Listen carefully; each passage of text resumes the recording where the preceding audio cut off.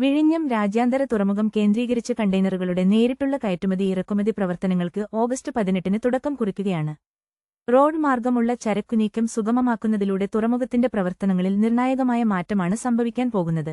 ചടങ്ങിൽ മുഖ്യമന്ത്രി പിണറായി വിജയൻ ആദ്യ കയറ്റുമതി കണ്ടെയ്നർ ഫ്ളാഗ് ഓഫ് ചെയ്യും.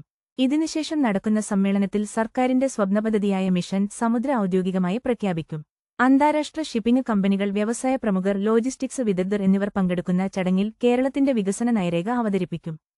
നിലവിൽ മദർഷിപ്പുകളിൽ വിഴിഞ്ഞത്തെത്തുന്ന ചരക്കുകൾ മറ്റു തുറമുഖങ്ങളിലെത്തിച്ചാണ് റോഡ് മാർഗം ലക്ഷ്യസ്ഥാനങ്ങളിലെത്തിക്കുന്നത്.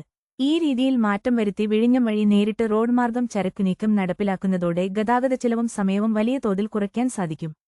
സർക്കാരിന്റെ 100-ദിന കർമ്മപദ്ധതിയുടെ ഭാഗമായാണ് ഈ സേവനങ്ങൾ ആരംഭിക്കുന്നത്.